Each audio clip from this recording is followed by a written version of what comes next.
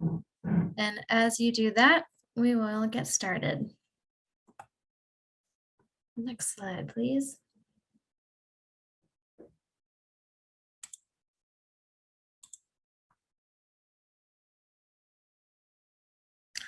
Thank you to all of the fantastic partners.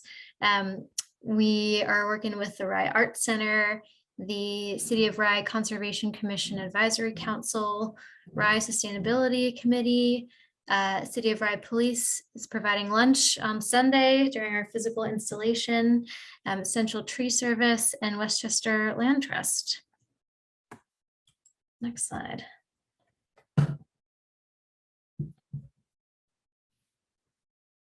So if you're not yet familiar with Save the Sound, we are a regional environmental nonprofit, and our mission is to fight climate change, save endangered lands, protect Long Island Sound and all of the rivers that flow to it, and work with nature to restore ecosystems. Next slide. I'm here today as the New York Ecological Restoration Program Manager. Our team at Save the Sound has had over a decade of experience restoring rivers, implementing green infrastructure like rain gardens that we're going to talk about today, doing regional watershed planning, and restoring our coastal marshes. I'm really excited because my role is here to be able to expand all of this work further into the New York portion of the Long Island Sound. So I'm working in Westchester County, the Bronx, Queens, and North Shore of Long Island on all this work. And our team in particular plays many roles, from facilitating and convening folks to partnering with either other NGOs or municipalities on projects. And then our bread and butter is really serving as a project manager and moving projects through design, planning, implementation, and monitoring. Next slide, please. Great, so now I wanted to introduce you to Sam, and he is on our water quality team. Hi, everybody. My name's Sam Marquand. Thank you, Katie, for the introduction. I'm the Clean Water Advocate. I'm based in Larchmont, New York, our office there. And I'm here to talk a little bit about what the water quality team is doing in Rye specifically, and why projects like this green infrastructure project are such a great benefit. So we have a team of citizen scientists and staff, and we collect, as you can see, almost 700 samples from 63 sites. 5 of those sites are in the city of Rye. All of those sites are sampled for fecal indicator bacteria, specifically enterococci or E. coli. And we give those samples scores based on New York and Connecticut's safe swimming criteria. My role in particular is centered around community engagement, coalition building, and that kind of thing. So that's my capacity in this project in particular. Go next slide. So this graph, quickly talk you through it. This is why we're so concerned about the city of Rye and Blind Brook in particular. If you can see the green dotted line that moving across the middle there, that is our sort of acceptable maximum average threshold for human contact with fecal indicator bacteria in a body of water.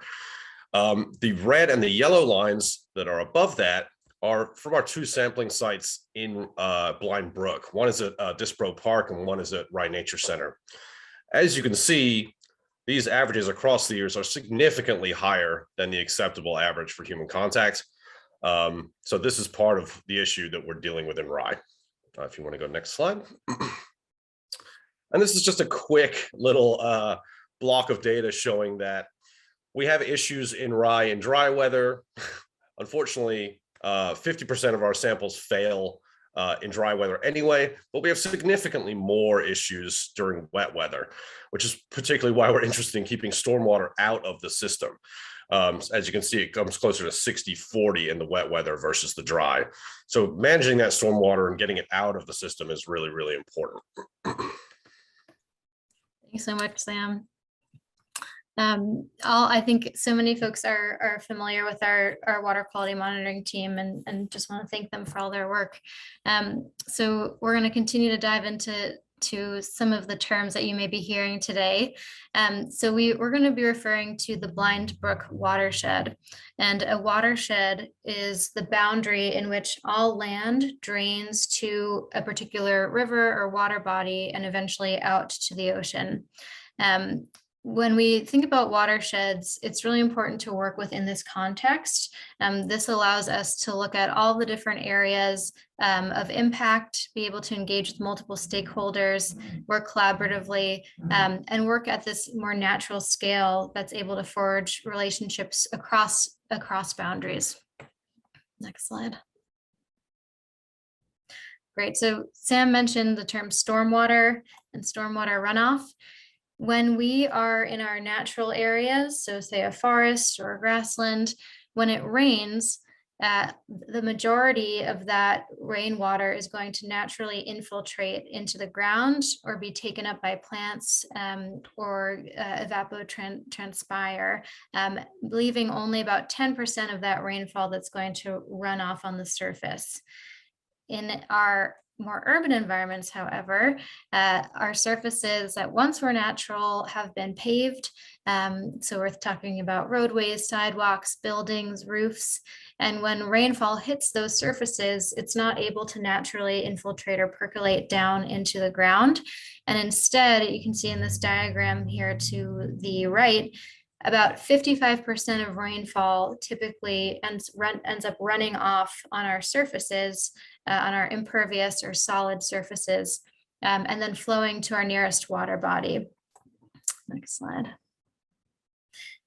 So there are lots of challenges associated with this stormwater runoff. First and foremost, as that water runs off of our impervious or hardened surfaces, it's carrying the pollutants that are on those surfaces into the nearest water body. So that could be gasoline in this photo on the right. It could be bacteria, nutrients from car exhaust, for instance, or fertilizer.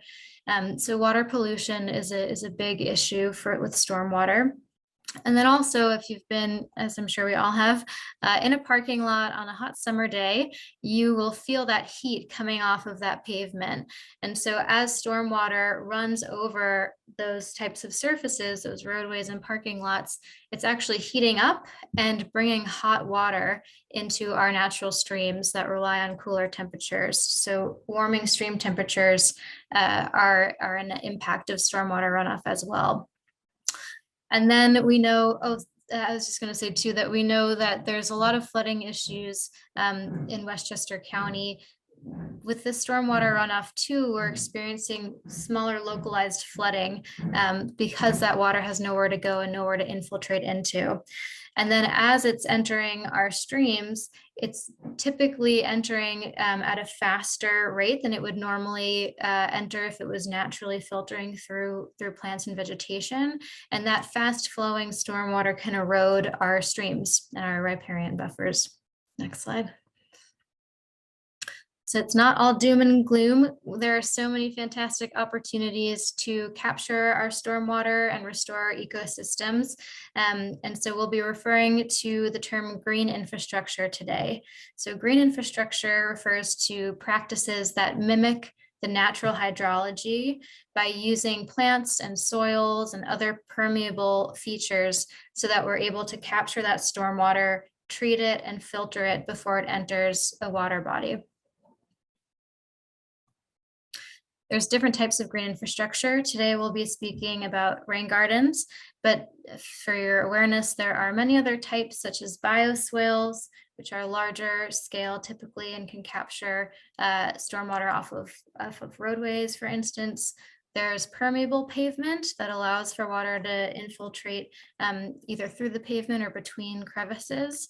Stormwater planters to capture rooftop runoff, green roofs themselves, and rain barrels to capture runoff from your roof. Like I said, today we're focused on rain gardens. So a rain garden is a garden that's in a shallow depression, typically between 6 and 9 inches deep. And it's designed to be able to capture that stormwater, filter it, and infiltrate rainwater. It could be from a rooftop, it could be from the roadway, but these are shallow gardens, usually planted with native species. And we'll be getting into a lot more detail about that today. Next slide. Here's a concept showing our current conditions. So let's say this is the city of Rye. Our stormwater is flowing off of our hardened impervious surfaces into either directly into a water body like Blind Brook, but in most cases into a catch basin. And that water then flows underground through pipes through the sewer system and flows into Blind Brook. Next slide.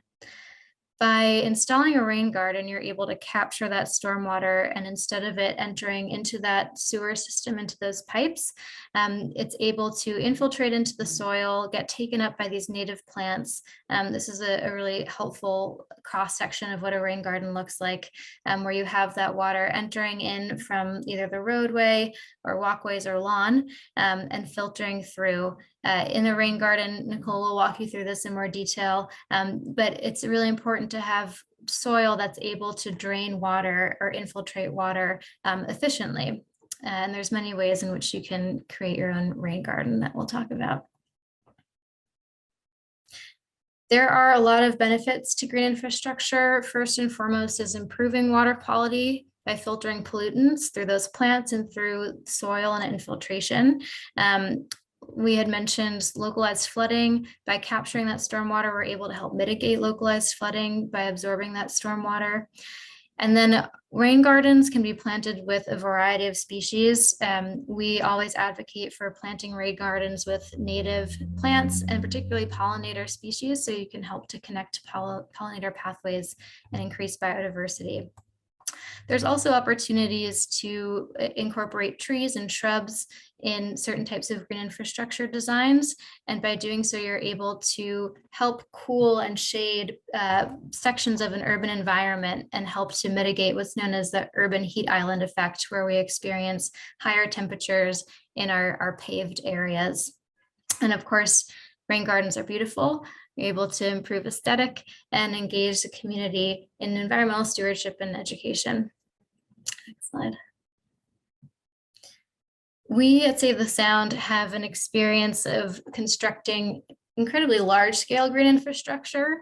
On the top here, this is an example of a site at Sunken Meadow State Park in Smithtown on Long Island, where we worked with New York State Parks to convert a 17-acre parking lot into a large-scale green infrastructure system. Here we had bioswales in the parking lot without losing parking spaces, and large constructed wetlands to capture runoff from the parking lot before it entered into the adjacent marshlands. However, it's not the only option for green infrastructure to have these large scale projects. By working in cities and towns to implement small scale distributed rain gardens and green infrastructure, you're able to have a cumulative effect that's just as important as a larger scale project. So we're really excited to be able to work with you all to hopefully kick that off in the city of Rye. Thanks, Katie.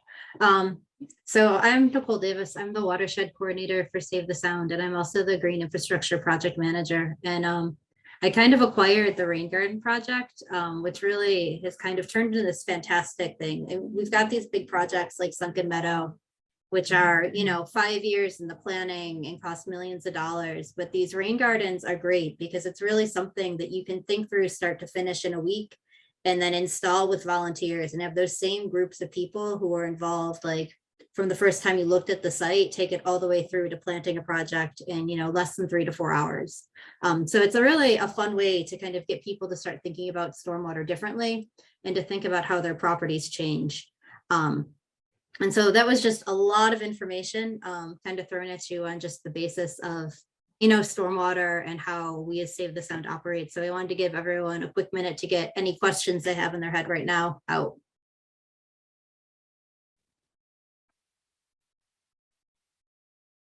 All right. Well, if anything pops into your head, please feel free to pop them in the chat and we'll answer them as we go along. I could ask a question if you don't mind. Not at all. Okay, thanks. Can rain gardens be planted anywhere, or is it foolish to be planted in areas that don't necessarily have flooding? And I ask because specifically, I'm about to embark on planting a native garden on a random street in our town. And it has all of the values of the rain garden. So when I learned about this topic, I said, oh, great, I'll just do the rain garden.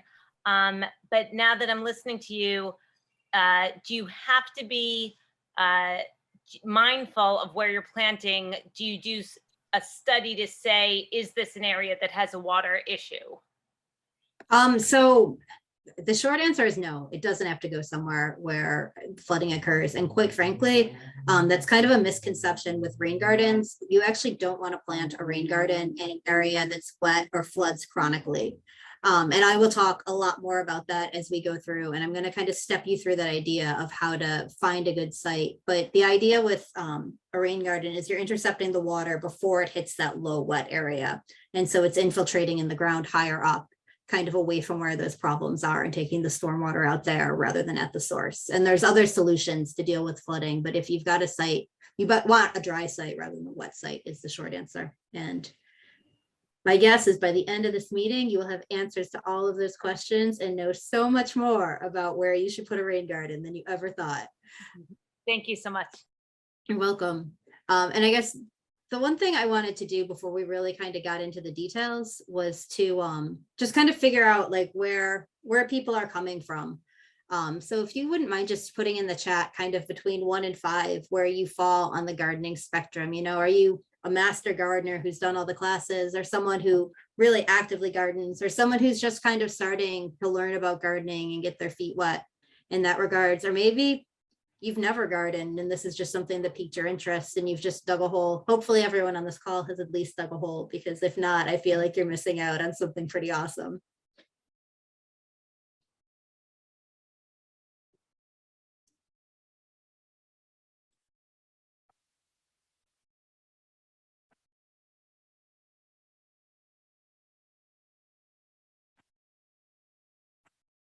It looks like we've got a pretty good spectrum, which is great. So I'll probably, for those of you who are new to this, if you come up with some questions, please feel free to kind of stick them in the chat or ask them when we stop for breaks. And also feel free to reach out for us afterwards. And hopefully we'll answer a lot of that on Sunday when we're actually physically on site.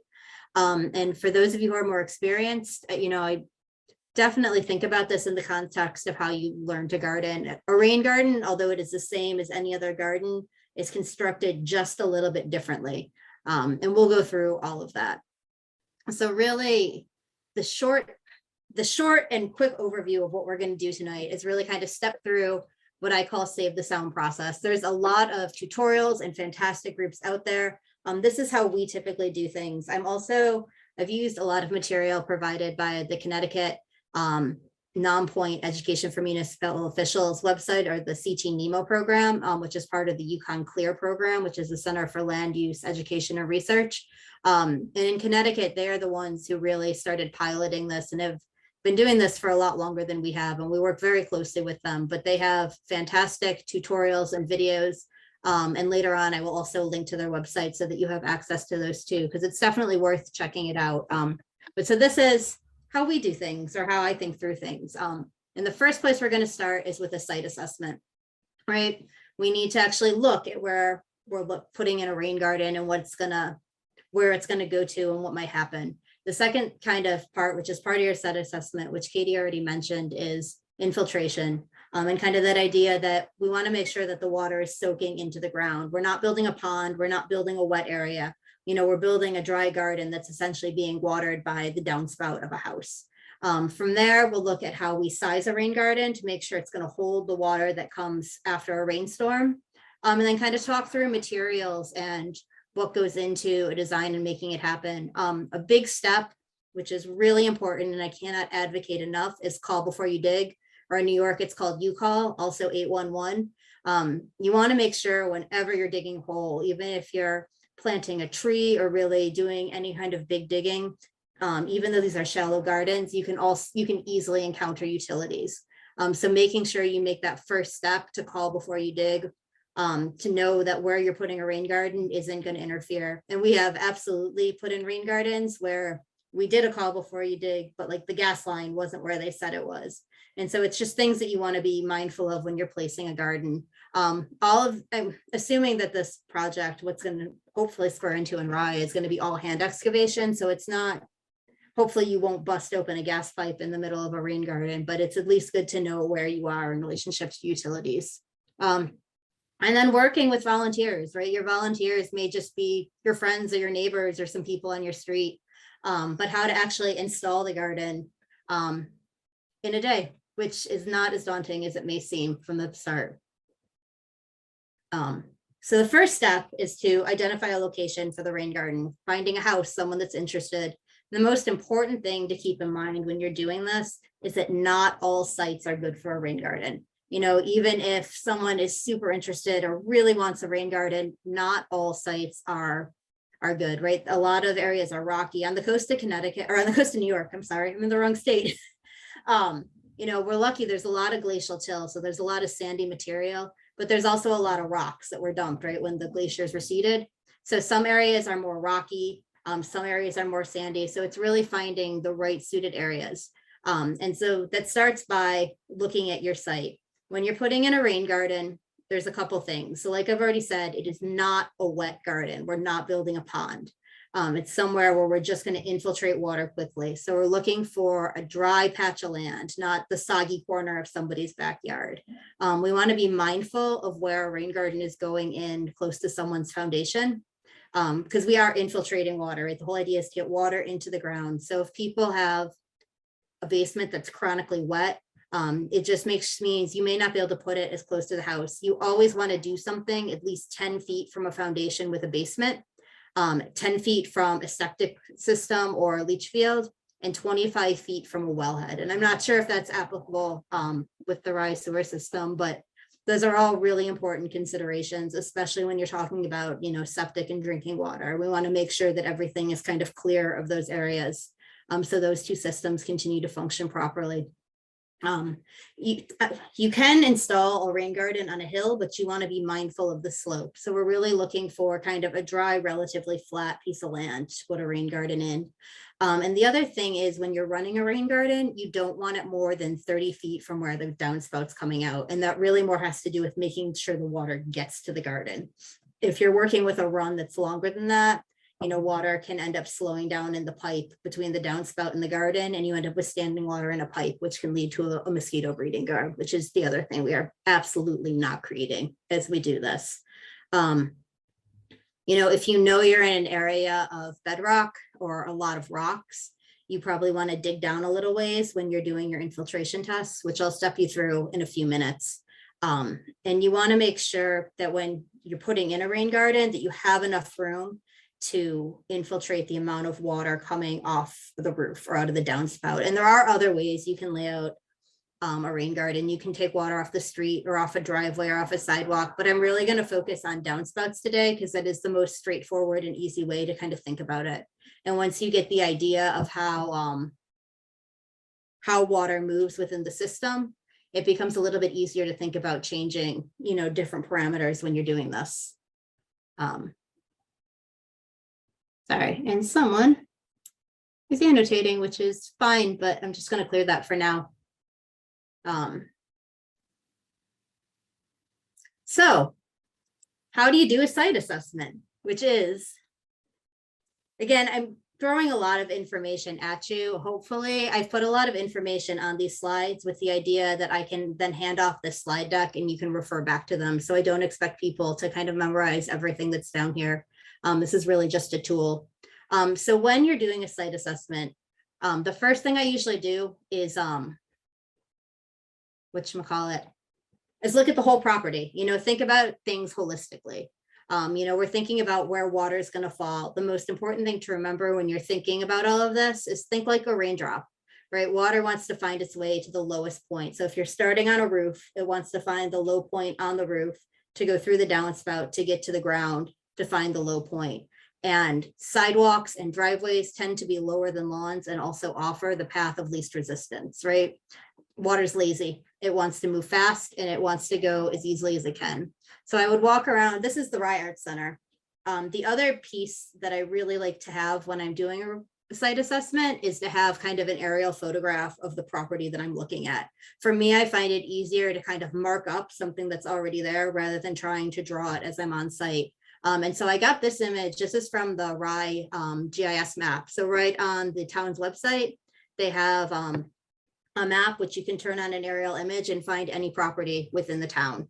And then this shows the roof area. You can see the shadow, so you can still see the peaks. So I would take this out to site and I would walk around and I would say, what's going on here? You know, if there's a big potted area right here, I'd probably put an X through here saying this isn't a good spot to put a rain garden because it's wet. I would note that it looks like there's some water coming in at this part of the parking lot. And then I would mark where all of the downspouts are on the building and on the secondary roofs too. So, and I guess I'm assuming everybody knows what a downspout is.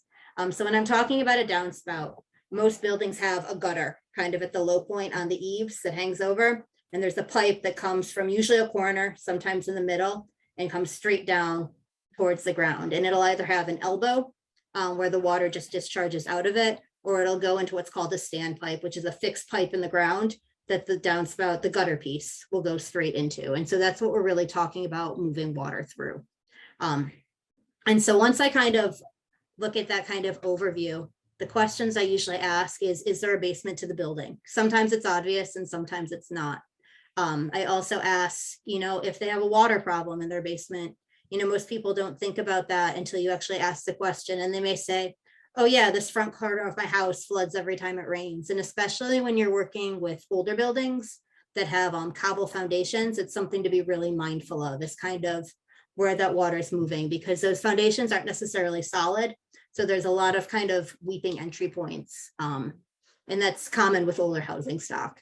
And so if that's the case, you may want to avoid putting a rain garden in this part of the building, or you may want to make sure that you set it, you know, 30 feet away or kind of in the downslope area from the property to make sure that you're not kind of putting water right where there's already an issue.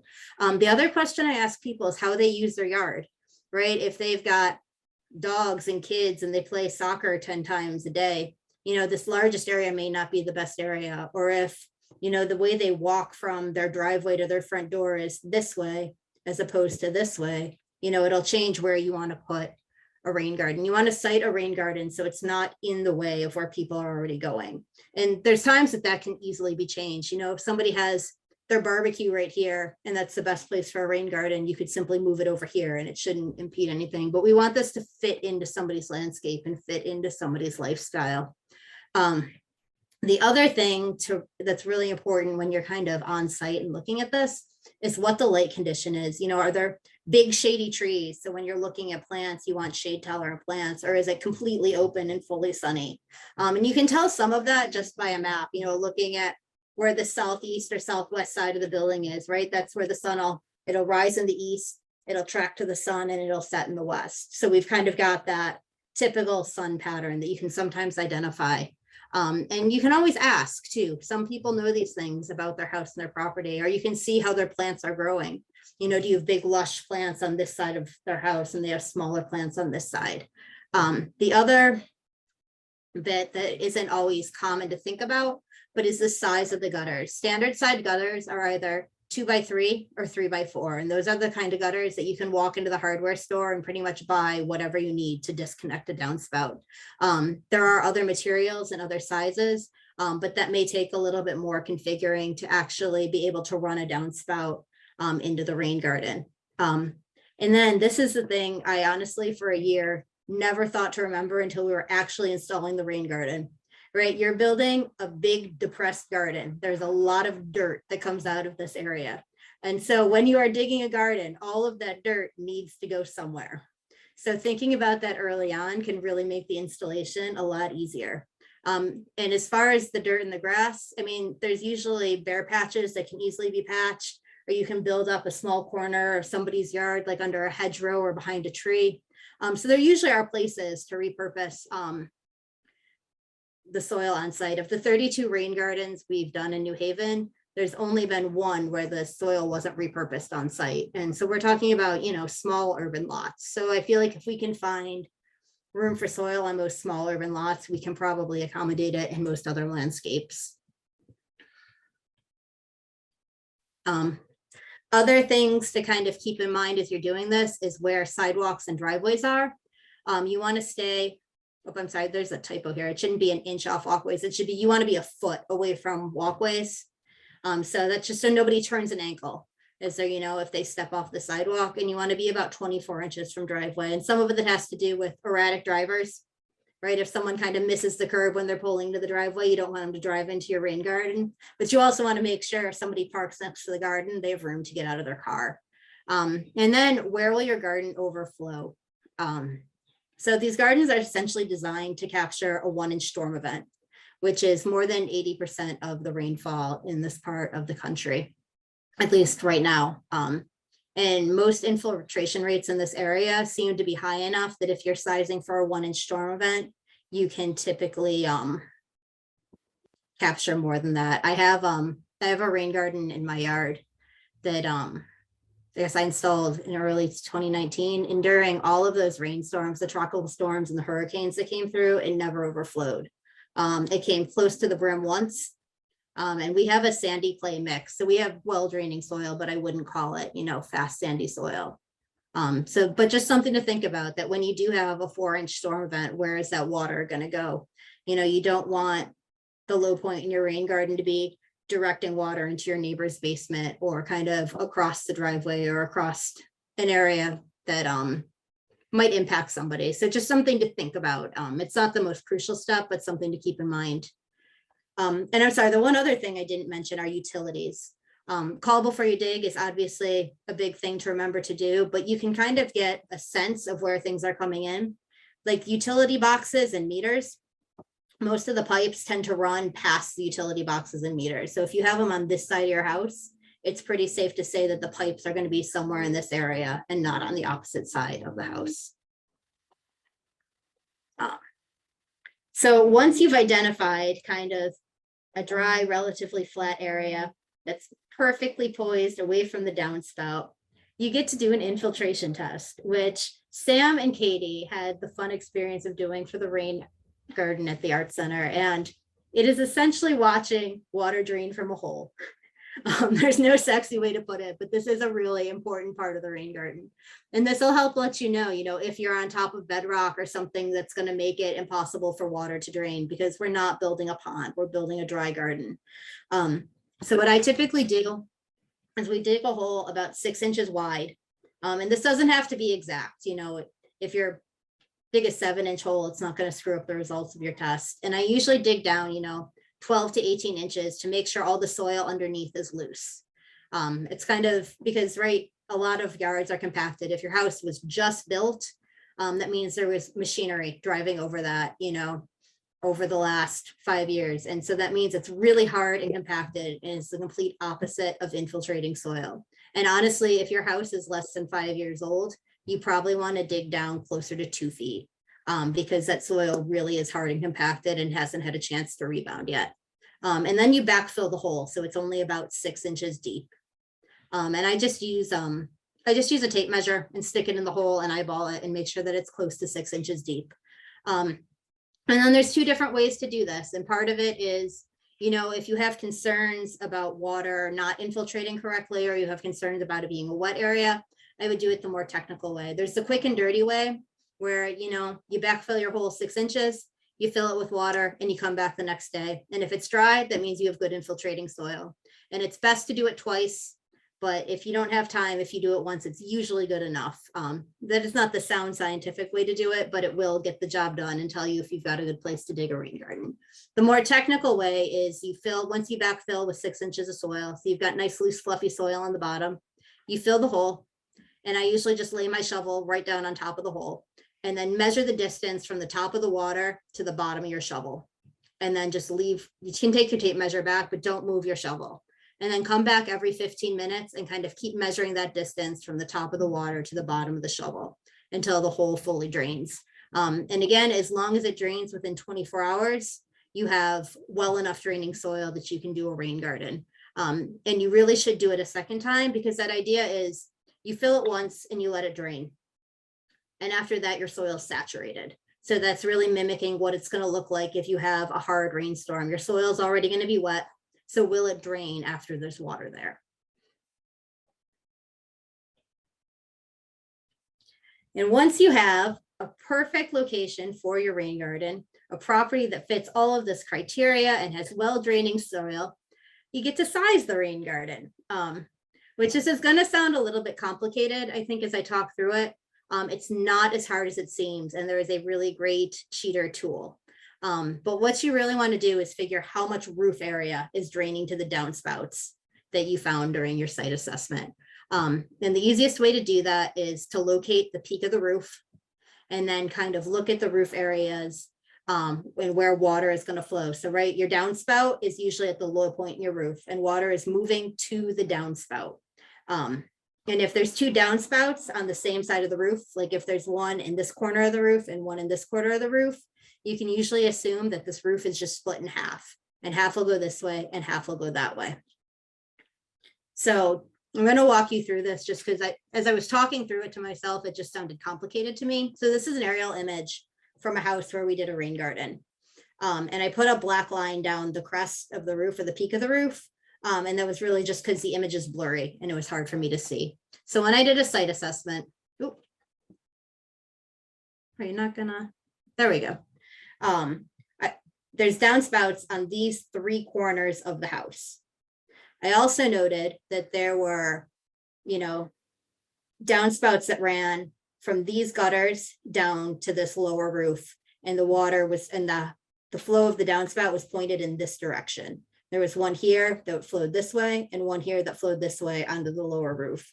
So based on where these kind of sub gutters are and all of the peaks in this roof, you can infer that this is one drainage area going to this downspout. This is another drainage area going to this downspout. And there's another drainage area going to this downspout. And then you can figure out the area of those roofs. And to do that, there is the CT Nemo sizing tool, which again, I'll have a link later on that you can click on to get there. And I did check, their tool extends out into Rye. So you should be able to use that for most of the properties in Westchester County. And essentially it takes an aerial image, essentially Google Maps satellite image. And what you do is you click on the corners, so the vertices. So I would click along kind of the edge of the roof, right at the peak, and then down to these sub areas. And then you hit calculate area, and it spits out the area of your roof and also calculates your rain garden size if you're building a 6-inch rain garden.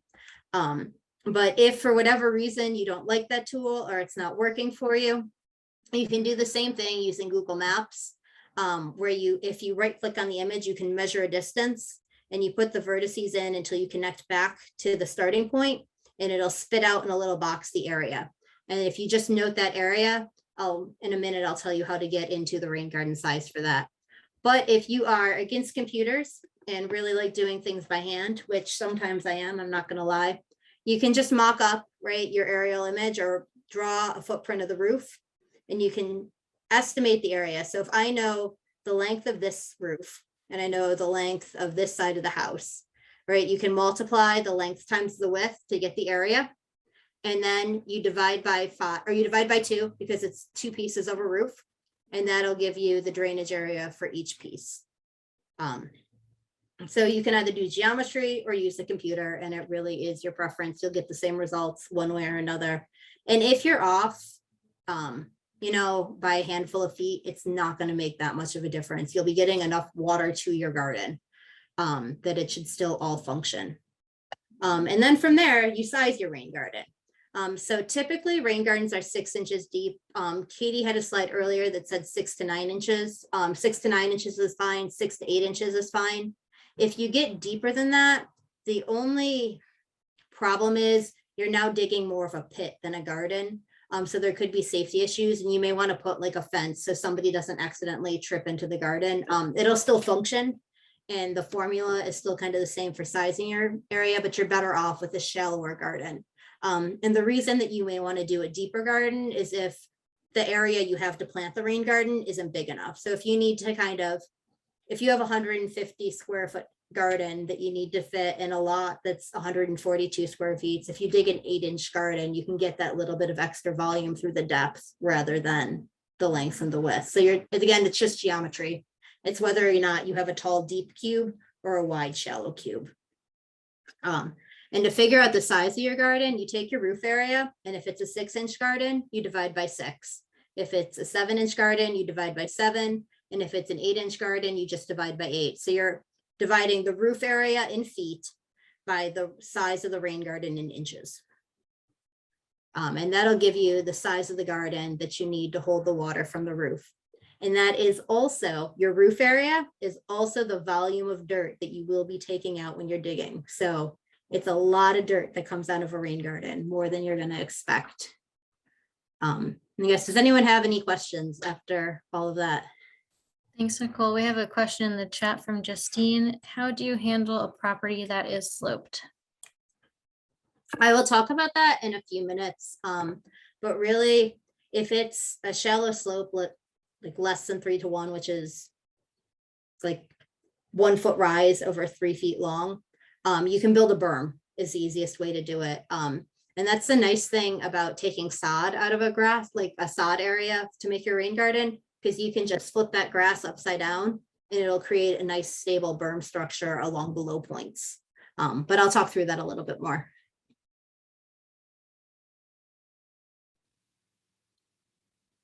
Anything else? From the few people I can see too, nobody quite has like glazed over after that really terrible math discussion. So, and again, I feel like on Sunday when we're out in the field, that's something I am planning on doing, is kind of walking everybody through this again. And at least for me, I find that makes a big difference when I can actually see it in person, not just hear about it. So there will be more opportunities to talk about this and ask questions.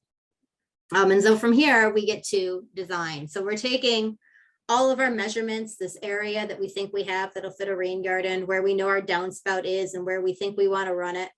And now we get to actually figure out a garden and what we want to put in it.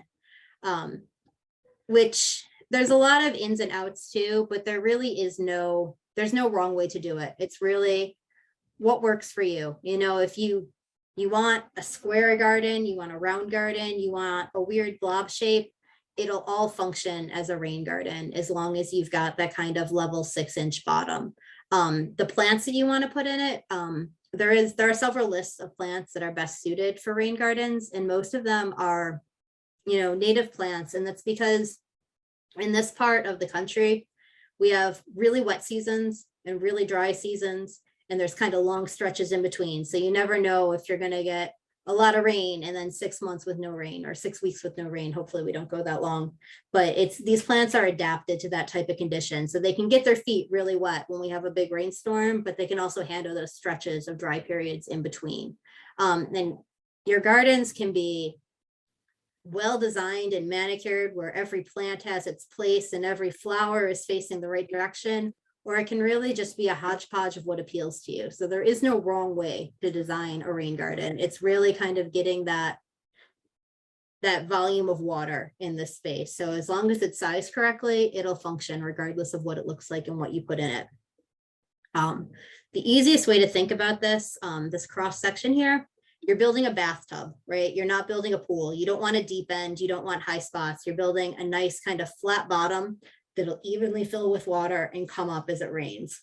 When you have a slope, there are absolutely ways you can accommodate it.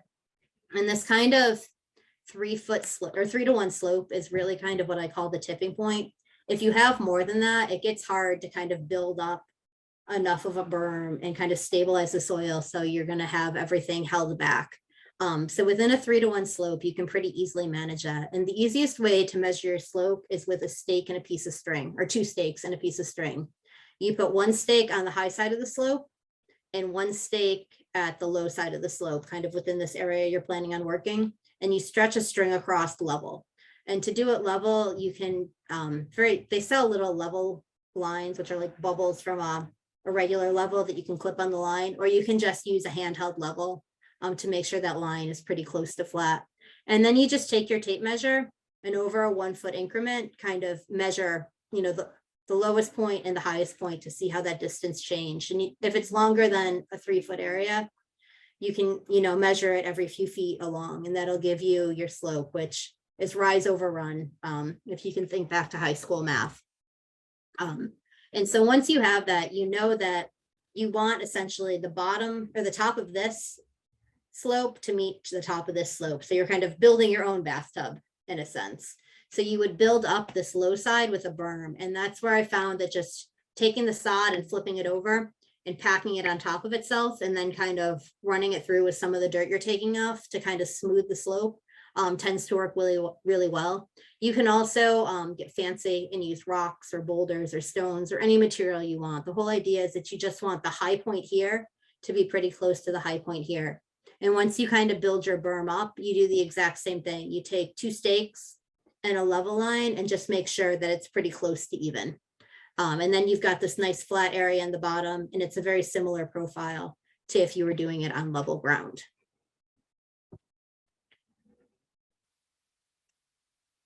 And then we come to plant selection. Like I said, native plants tend to be the best.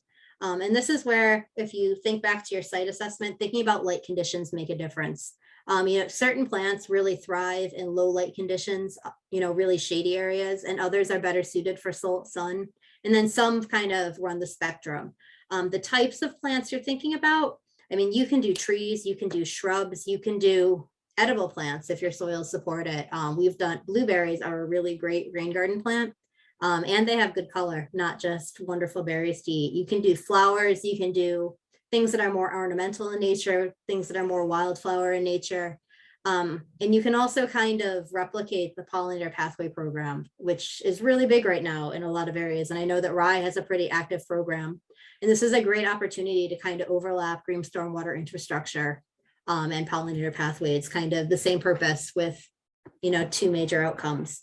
The other thing to think about too is that you don't have to be locked in to one type of plant. You can change it. You can change it up. You can have big things and small things.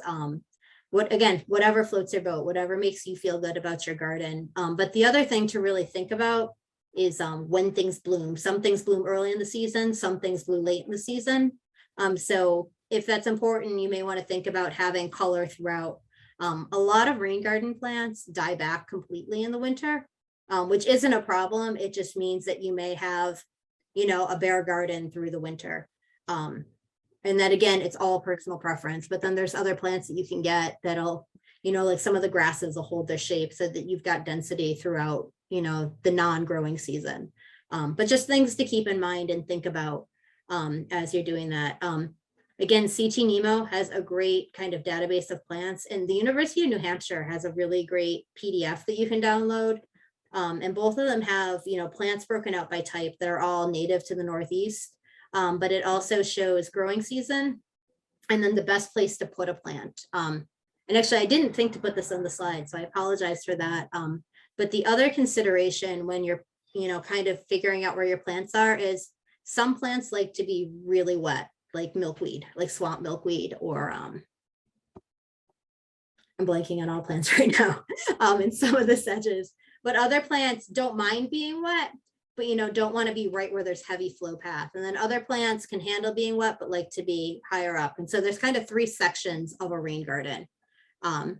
So when you're looking at kind of this cross section, your bottom, which is going to be the wettest part of a rain garden, is the base. Right, this is going to be where the most water is held and the plants are going to get the most water. This side of your rain garden is called the slope. And that's where you've got this kind of in-between plants that don't mind being wet, but can also prefer to dry out a little bit in between. And then you've got your berm, which is essentially the higher edges of your rain garden. And that's where you're going to put your drier plants. And both the Yukon database and the University of New Hampshire fact sheet have those specificities for each plant, kind of what prefers to be in the base of the berm or the slope. And so that makes a big difference too on how well the plants will survive as you go through all this. And the other thing, if you have friends that are gardeners or that already have rain gardens, most of these native plants reproduce pretty easily. And if they're growing in a condition that they want, they thrive and probably need divided every few years. So plant swaps can be a really inexpensive way to get your plants. Just putting that out there for those of you that have gardening friends. You may be able to source most of your plants from what they have, or just fill in a few things that you can't get. And these are kind of some typical plants that we like I will say this native columbine, the little lanterns, is probably one of my favorite rain garden plants. It comes up pretty early in the spring. So when you're still kind of getting these little things popping through your garden, it's just this really great little bit of color. Butterfly weed and swamp milkweed are really fantastic for attracting butterfly. Echinacea pollinators tend to love.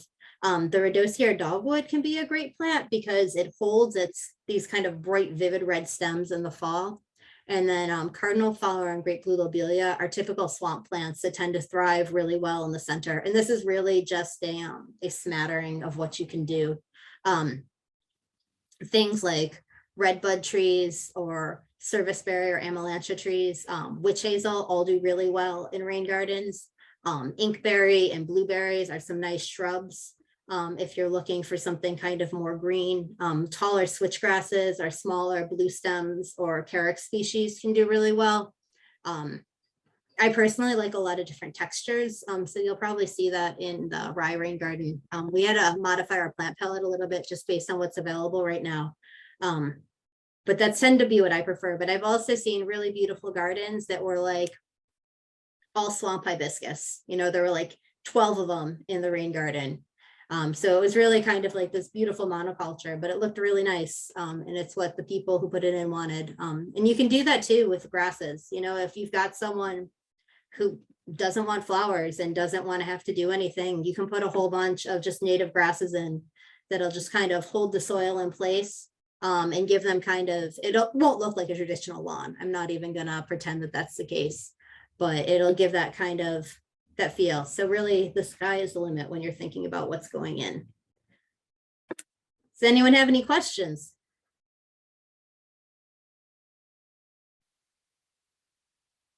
Man, we're killing it. But I also feel like you've been listening to me talk, or Katie and Sam talk, for close to an hour now. So I was going to suggest taking a 5-minute break to just get up and stretch your legs, let some of the things digest, and then we'll talk through kind of what it actually is to put in a rain garden, and kind of some other considerations, and then where we'll go on Sunday. Thanks, Nicole. We'll see you all back here in 5 minutes, about 7 o'clock. Thanks.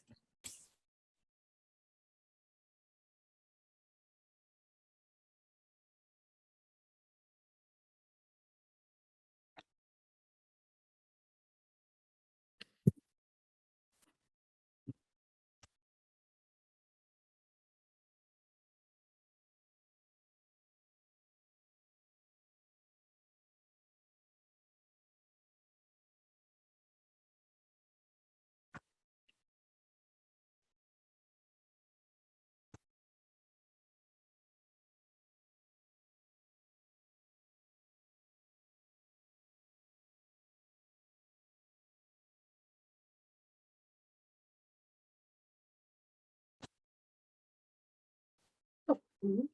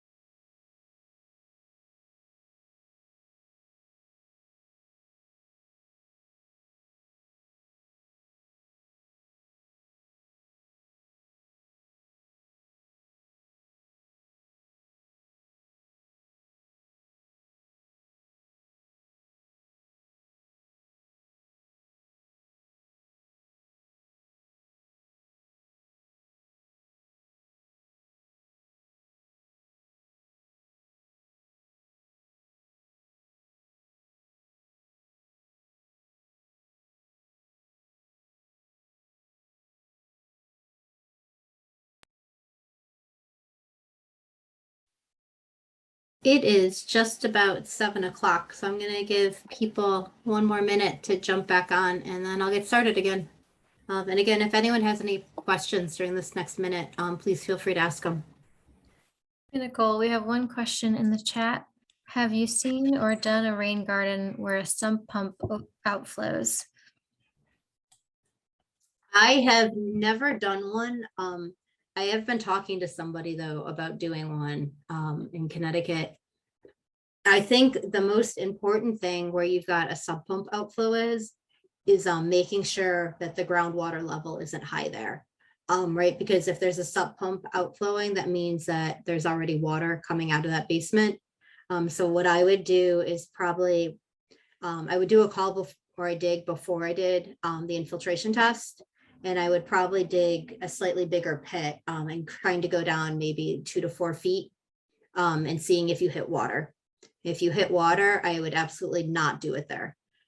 If it's still dry, I would continue with the infiltration test just to make sure that it's running or that the water infiltrates. And then you can probably proceed as long as you've got that same, 6 inches drains within 24 hours. The other thing I would be really mindful of is making sure that it's far enough away from the foundation of the house. So trying to be down slope of where the foundation is really important. But I would maybe pull it out closer to 12 or 15 feet there.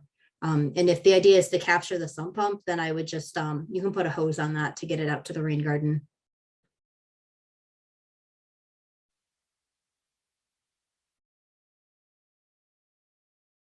Cool. Well, now we'll move into the real fun, also known as digging a hole. And if you haven't caught on to that, I am rather fond of digging. So again, there's a lot of information on these slides, and the idea is more so it is all there for you to turn back to, not to digest it all right now. So I'm going to kind of step you through most of these pieces.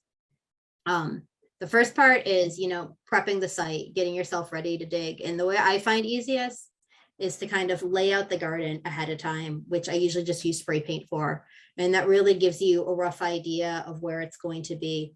But all of this, the most important thing is that it's supposed to be fun. This is supposed to be enjoyable. It's not supposed to be, a rigid exercise. And you really need to be flexible when you're doing this, because once you start digging, the best laid plans, it may seem perfect on paper, and then you start to dig a hole and there's a giant rock in the middle of where you're digging, which we have encountered, that you can't really dig out. And one way to accommodate that is to just make your rain garden a little bit bigger, right? You can figure out the volume of the rock and then just make your garden that much bigger to kind of give it that space. And you can still have this now scenic object in the middle of your garden. We've also, like I said, we encountered a gas line right in the middle of where the garden was that was nowhere near where Call Before You Dig said it was. We've also encountered landfills. A lot of old homesteads and properties used to bury their site and bury their garbage on site and burn their trash.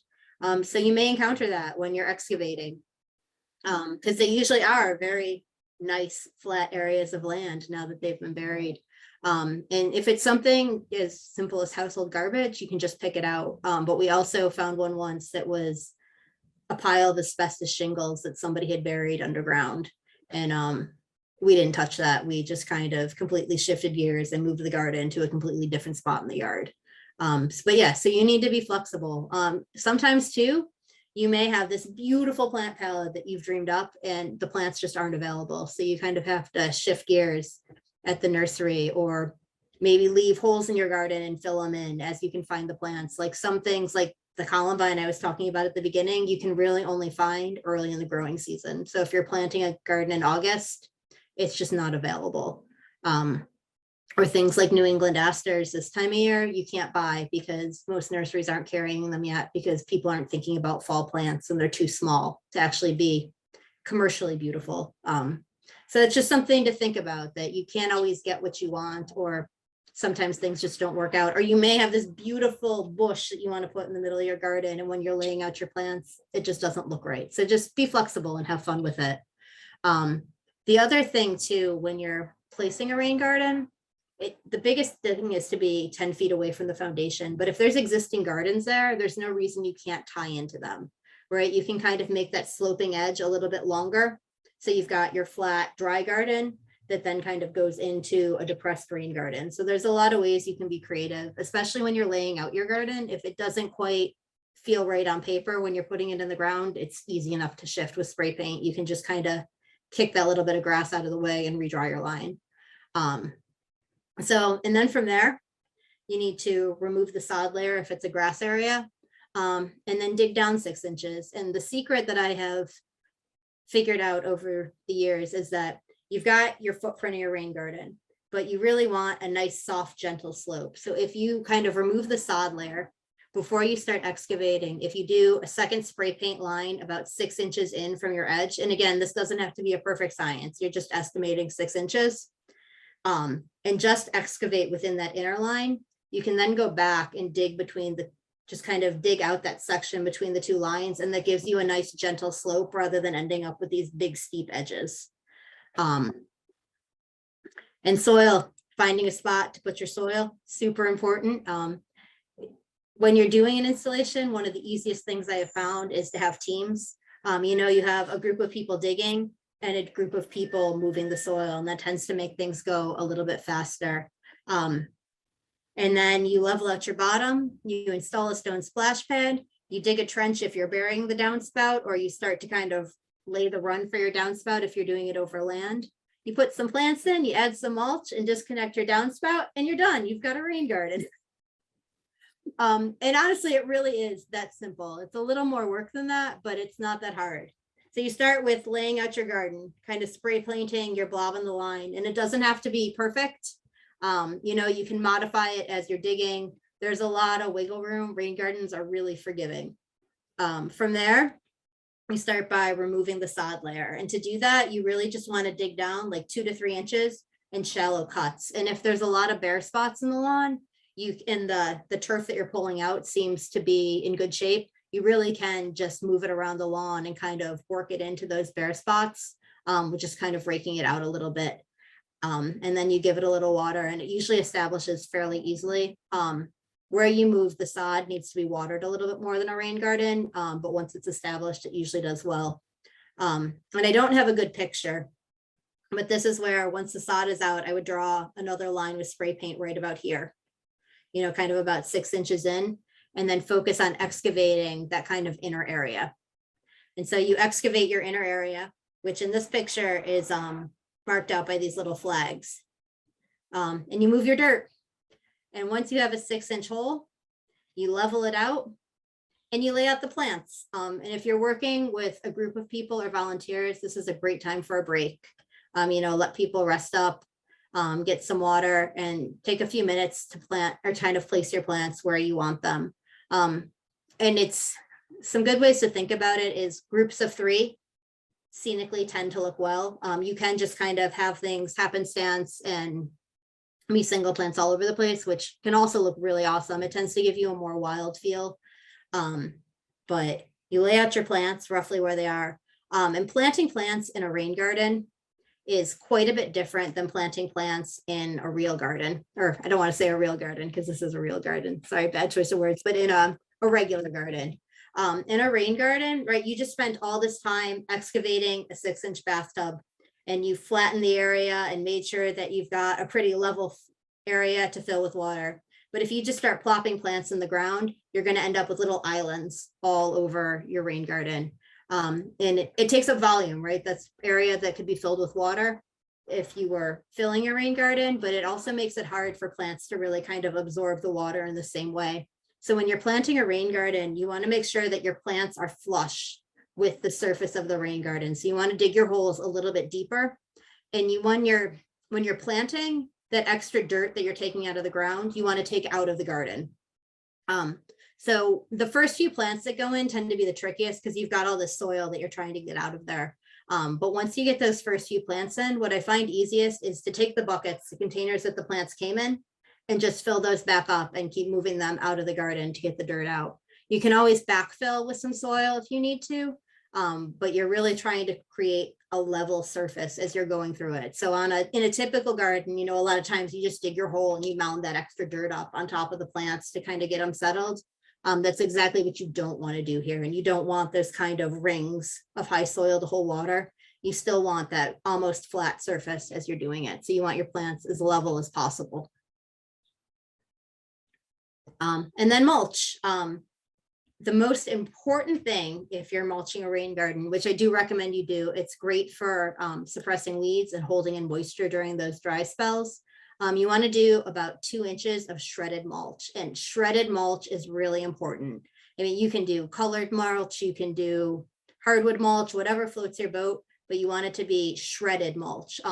Those kind of pine bark pieces or those bigger chunks of mulch that you sometimes find, like playground mulch, float, which is really counterintuitive because you've got this great garden and then it fills with water and all your mulch floats up and kind of floats around the garden and is now smothering your plants and not really staying in place. But shredded mulch tends to stay where you put it. And then from here, which I haven't talked about this much, but you want to do what we call a stone splash pad. And the whole point for this is essentially you're running a pipe into a garden. So you're going to have a lot of water coming out at one point. So you've got a lot of velocity there, which can kind of erode that entry point. So if you put kind of a little bit of a stone channel coming right at the beginning of where the pipe comes into the garden, it'll keep the soil and the mulch from being eroded right there. But if you use kind of 3-inch rocks, you can also build it up so it's breaking up the velocity. So you kind of want a few little high spots that water is hitting, so it kind of starts slowing a little bit slower. And this is something that takes a little bit of fine tuning. You know, it's not a install it and walk away and you're done. With the splash pad, sometimes I find after the first good rain, you kind of want to go back out and make sure you don't have these little kind of channels that have been washed out. And if that's the case, it's a pretty easy fix. You can either just add more stone at the entryway, or sometimes it's just kind of changing it. Like you thought this is where the water was going to flow, but when it rains, the water actually wants to go this way. So just kind of changing the shape of your splash pad is sometimes important. And then before we talk about the downspout, the other piece, and it doesn't have to be grass seed, but you do end up with a pretty kind of torn up edge around where your garden's going in, right? You've got a lot of people trampling that area and digging and dirt going in and out. So we usually go back in and just kind of seed around the edges to just kind of clean up that area and restore it back to what it was. And if people don't want lawn, you can seed with things like clover. You can also put, again, you can tie it back into a garden. You can do, you know, another at-grade garden right here that ties into it. There's a lot of options there, but you will have to finish off that edge or kind of clean up a little bit after you install the rain garden. And then you disconnect the downspout. And this, I'm going to talk about it a little bit. It's honestly just, you got to puzzle it together as you're doing it. You know, no 2 downspouts disconnects have ever been the same. And so this is, again, it's a puzzle. It's thinking about how you're going to get the water from this point to this rain garden. If you bury it, you want to make sure that your downspout is coming in pretty close to the surface elevation, because your water is only going to pond to where that opening is. If it goes higher than that, your downspout's going to back up. So you want to make sure that water's ponding below where the downspout comes in. And burying them is fine as doing that. You just want to make sure you're taking that into consideration when you're digging your garden. If the pipe goes over the surface, that's fine too. The only thing you want to make sure is that it's a downhill pitch from where your gutter is to where it goes in. And that can be something as easy as, you know, connecting it a little bit higher here, like at the house, and having it come out this way. The most important things that I've found for disconnecting a downspout is having a drill. The best tool is honestly, they make these 6-in-1 screwdrivers where they have like they have a Phillips and a flathead bit of 2 sizes. And when you take them out of either end, there's a hex bolt on either side. In between, you know, those 6 different pieces of this one screwdriver, you usually have everything you need for self-tapping gutter screws. And most downspouts and gutters are held together with these kind of standard size screws. So that tends to be a really helpful thing to have when you're doing it, rather than having this kind of whole bunch of tools lying around while you're trying to figure it out. And the other thing is flex pipe can be fantastic for running it kind of from this gutter and getting it out, because you may not be going at an exact right angle to get to your rain garden. I don't like using flex pipe for the full length because they tend to be corrugated. So you have all these kind of rivets underneath, which they tend to hold water, even if you have them at a good pitch. The other problem with them is because they're soft. If you're running them across the ground and there's a low point, they tend to sag. So just things to keep in mind. I find a harder pipe, if you're doing, a longer run, tends to be easier. PVC can be a great material, especially if you're burying it, because it can still handle people walking over it. And they make fittings that a gutter will fit right into, and that'll connect right to the joint of a PVC pipe. And quite honestly, it can be, this is where a big box hardware store or a store that you don't feel guilty returning things to can be really advantageous. If I'm not quite sure what it's going to look like when I'm actually installing it, I tend to overbuy materials so that I have everything I need while I'm disconnecting the downspout, and then return what I don't use. Because like I said, no two downspouts have ever been the same. So it's not as simple as you need an elbow, a long piece, and some rock. Like, it really all depends on what you're doing. This tends to be pretty custom, but I think as long as you're comfortable kind of thinking through what it is, and it can be something you lay out with a broom handle and a piece of string, you can kind of guess what it's going to be. And you can also do this part later. You can install your rain garden and then figure out what this run is going to be after the fact. And sometimes it is easier to back into than think about beforehand if you're not comfortable with that yet. And then you water, which is really the fun part. What I tend to do is give everything, a good heavy water, and then stick your hose right on the splash pad and just turn it on and let the garden fill. It's a good way to see where water is moving, if you need to make any adjustments before you walk away. And then just to get, it's also really satisfying to see this garden that you just built to hold water actually hold water.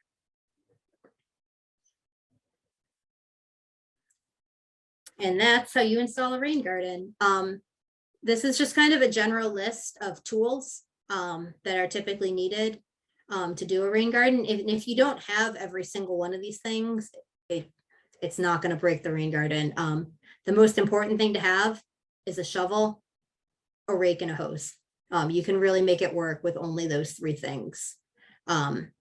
A pickaxe can be nice if you're working, in an area that's got a lot of roots. If you're working near a tree, though, you want to be really careful of the roots that you're cutting. You want to make sure that you're not damaging kind of the major root structure of a tree. A wheelbarrow is super helpful for moving dirt. Sorry. It can be, most gardens tend to be in open places, so you want to make sure you've got drinking water, clippers and loppers to kind of trim any hedges around you or to cut smaller root systems around you. Garbage bags, because you never know what you're going to find when you start digging, and yard waste bags. I'm not sure how Rye handles their yard waste, but I know in New Haven, you have to put everything in kind of this like paper yard waste sack. And so it's helpful to have those, because you do end up with things that get thrown away, quite frankly. And it tends to be, roots and sticks and leaves and those bigger pieces of things that are harder to find a place for if you don't have a large area. Spray paint. Personally, I like two colors. I like to do my outer kind of layout of a rain garden in one color and then do my inner edge in a second color. That's really just personal preference.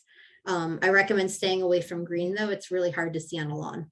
And then access to water, mulch, stone, your plants, and then your disconnect supplies. I started a small list, but like I said, that's honestly the hardest part to figure out with a rain guard, because it's something you really do need to custom fit for each. The other thing that I didn't mention, disconnecting the downspout, if you just have, an elbow directing it away from the house, you can just do a stone channel, something a little bit harder that'll just let the water freely run into it. You lose a little bit of water infiltrating through that area, but that's not necessarily that big a deal. But just something to think about.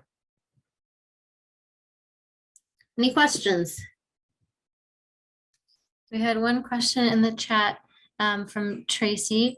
Some of the properties in Rye may have too high a water table for a rain garden. However, can you share any ideas of water tolerant native trees and shrubs that can offset stormwater? I would direct you back to the University of New Hampshire database and the Yukon database. They also include trees, and those are probably ones that are great for a high water table. Where you have a high water table, I'm not the best person to teach you how to install them, but rain barrels are an option. Just to hold the water back, and then using it to water around after a storm event. And actually, the question is perfect for this. This was a stormwater planter we did. The property essentially had no green space. It was completely paved. And so we did a rain garden planter to kind of hold the stormwater. And then we did an overflow into the small lawn area next to it, but you can also have your overflow kind of discharge wherever, with the idea being you're not reducing so much the amount of stormwater, but you're holding the stormwater back, and what does overflow has been filtered through the plant system, so it's not carrying those kind of any materials that the runoff from the roof may have in it. So it's an option as well. We have a comment in the chat from Justine. It's not a rain garden, but I have a PVC pipe going across my backyard with holes drilled into it. And she has a lot of water loving plants planted along the PVC pipe and above it. And they've been thriving for the last 2 years. That's great. That's awesome, because I feel like that's totally a rain garden workaround, right? You're doing the exact same thing, infiltrating water where it is. Awesome. All right, well, we are getting close, so thanks for sticking it out. I'm going to talk through kind of, what it actually means to install a rain garden with volunteers, a little bit of maintenance, and then just kind of talking through what's going to happen on Sunday. So first, maintenance. So rain gardens are designed to be low maintenance, not no maintenance. And I think that's a common misconception sometimes. I've seen them really touted as, you put this in and you walk away. And that's not the case. It takes a little bit of time to get your plants established, kind of that first few months, especially gardens going in this time of year. They need to be watered just because plants don't have that root structure. If we have a big rainstorm, you can obviously skip it, but making sure that they're getting about 1 inch of water a week is really important, maybe a little bit more within those first couple weeks. And once you put the rain garden in, there's little tweaks that need to be made. Like I already mentioned with the splash pad, making sure that you don't have erosion areas, making sure, especially if you build a berm, that water isn't overtopping it or seeping out in another area that may need to be addressed. And then weeds, especially if you've just kind of removed a sod layer in somebody's lawn, you want to kind of go back through and pull out those little bits of grass before they actually start to get established. And that's something that those first few months are a little bit more intense, and then you can kind of let it go a little bit more and weed as you would your normal garden. Invasive species, really important if that's a problem in the area you're working, to get them out before they get established. It's a lot easier to pull them when they're small and young rather than once you kind of already have an established area. And if you are doing a rain garden in an area that already has a lot of invasive species, especially I'm thinking like mugwort, which is a really big problem. It may make sense to hold off on doing the rain garden for a little bit of time and kind of cutting it back and covering it with like a black plastic or cardboard to kind of help kill it back before you start digging. Just something to think about. And then long term, right? Like any garden, you're going to need to remove. Sorry, just got really loud here for a minute. I hope that wasn't too annoying. There's going to be, dead material. Plants die back at the end of the growing season. I tend to leave them through the winter. They're great habitat. Even now I have a bunch of like hollow twigs that a lot of, small native bees are using. So it's okay to leave it all back if you don't want to have a perfectly manicured garden. And if you do, there's nothing wrong with that either. But you do need to go through and kind of remove dead vegetation and open it up. Pruning shrubs and things before they get that too leggy, especially if you're growing things like asters. Once they're knee high, if you want to give them a good cut, they tend to get more bushy rather than tall and leggy. But that again goes to what your preference is, not anything. Like I said, there's no prescription here. And then weeding and refreshing the mulch periodically. And then the other big one, which I find I usually have to do twice a year, is cleaning out the downspout entrance. Just especially in the spring after all of the trees have kind of fully bloomed, there's always, those the maple spinners and little bits of tree pollen and other kind of flower bits that have blown off in storms that tend to congregate right at the beginning of the downspout. So you kind of clean it out the same way you would your gutter, just kind of scrape out any plant materials and fine bits that are right there in the entrance so that it can still flow pretty freely. And then I usually do it again and kind of right before the growing season starts, getting any leaves and stuff, because that's where they tend to stack up. And you don't want any obstacles there, like that's really going to prevent water from getting into the garden. So just cleaning that out periodically. And that's something that honestly, it takes 5 minutes to do. It's not a glamorous job, but it doesn't take long and it's not that hard to do. Hey, Nicole, we have a maintenance question. Yeah.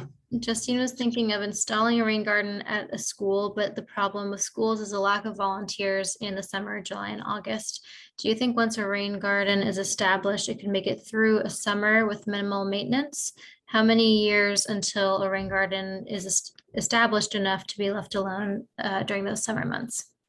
Yeah, honestly, I would, if you install a rain garden in like September and October, like early October, that gives it enough time to get established.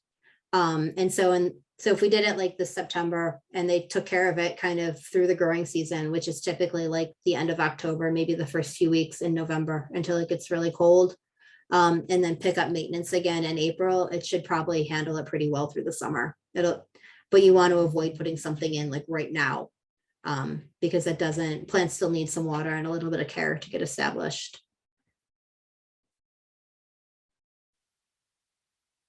And schools are a great place for rain gardens too. It really provides a lot of learning opportunities. So another question came in. What are good places to source native plants?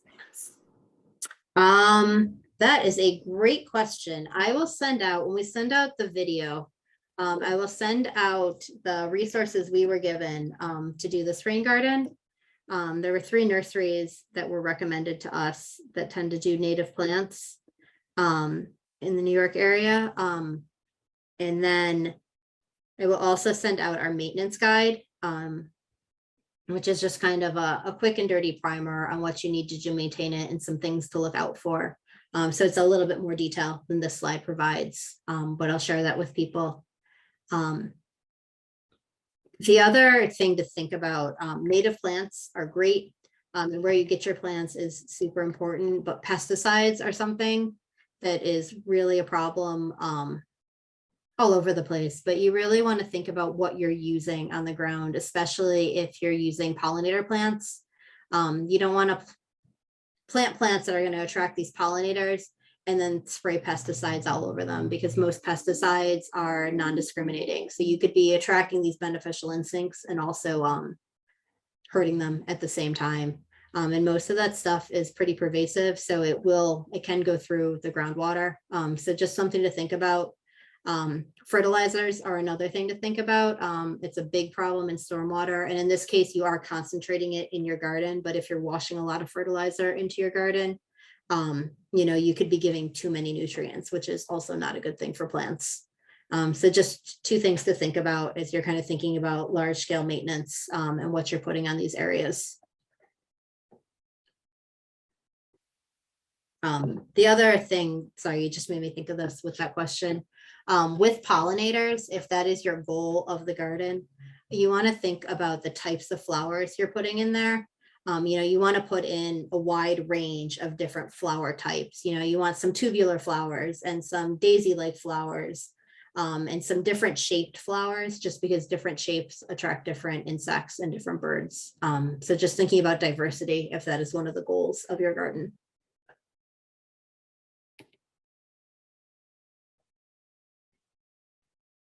All right, and then working with volunteers. Which is really important. And I'm actually glad the school question was asked, because it's something I always try to make sure that people are thinking of when they're working, especially in schools.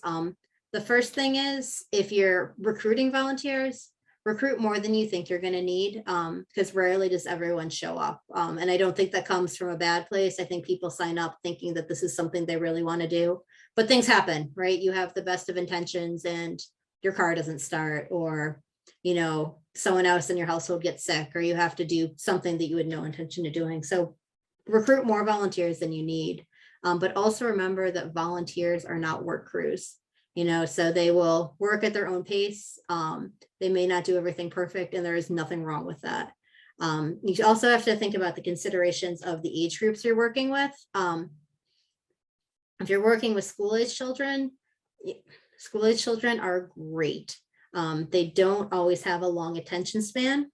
And especially if you're working with elementary school kids, there's a lot of adults who are working in a rain garden and wrangling kids. So it's a good idea to maybe have 3 or 4 adults that are not attached to a child that can kind of focus their effort there and aren't diverted. And you probably need more volunteers when you're working with those age groups than if you were working with just adults or college students. College students are great. A lot of times though, they get a little competitive, especially we've done a number of jobs with fraternities who are fantastic, but they can get a little bit who can do more and who can do better, which is sometimes counterproductive. So just something to think about. And then adults, you know, have a variety of abilities. So just be realistic of who you're working with. And I typically try not to schedule more than 3 or 4 hours for a rain garden, right? I feel like that's a reasonable amount of time to ask somebody to come work. I will apologize because Sunday is going to be longer than 3 or 4 hours, but it is not going to be that's not going to be a full time of hard labor. That was just to give us time to actually walk through the training process before we actually started working or while we're working. But 3 to 4 hours tends to be reasonable. So just make sure you're recruiting the right amount of people. And that's typically, you know, if you're doing like a 70 square foot garden, you can usually do that with 5 people, no problem. If you're doing like a 150 square foot garden, which is about what we're doing, you probably want like 15 people there. Just to give you kind of a perspective. And the most problematic thing when you're working with volunteers is standing around. Like if people have things to do, they're usually really eager to help and have no problem helping out.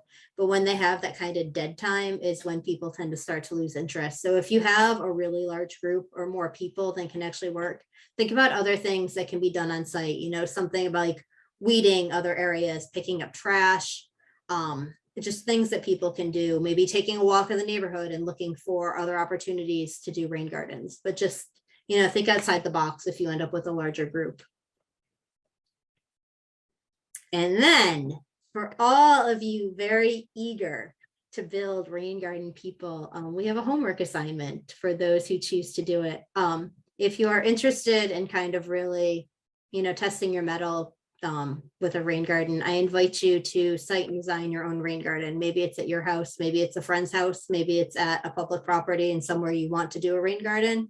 But if you can do that before the 20th, we would be happy to give you feedback on a design, at least to the best of our ability, is what I'll say. You know, sometimes it's hard when you've never seen a site, but I feel like we've thrown a lot of information at you tonight. So if you want to see if it's sunk in or just get some feedback on what you're doing or questions about what you're doing, we would be happy to answer them. So this is essentially what we will be planting on Sunday. This is the Rye Arts Center near the parking area. It will not look like this once it's planted because all of these flowers will not be flowering at the same time, and that was intentional, but this is essentially what it will look like throughout the course of a year. So on Sunday, we're going to get started at 9 o'clock. My plan is we'll have the garden laid out and hopefully most of the materials will be on site at that time. But we will kind of walk through an assessment and what to look for at the property, giving people kind of an idea to think about the bits and pieces that you need to be looking for when you're siting a rain garden. We'll talk through the plant selection and how we kind of came to what the design was. And then we'll start digging. So I would recommend bringing water. It seems like it's supposed to be a nice day, but a warm day. Please bring your own gardening gloves. Unfortunately, we do not have gardening gloves to share at the moment, and a snack if you think it will be needed. Thank you to the Rye PD who will be providing lunch, so we don't have to worry about that.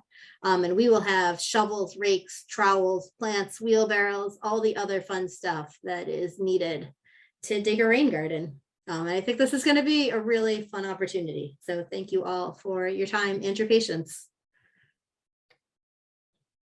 Any final questions?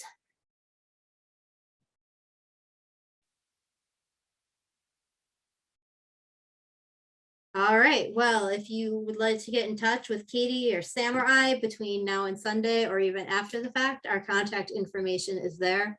And we will send out the video and some follow-up materials to you, but that probably won't happen for at least another week, possibly two.